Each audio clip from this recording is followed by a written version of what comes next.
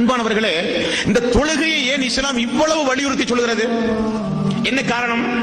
என்னங்க காரணம்?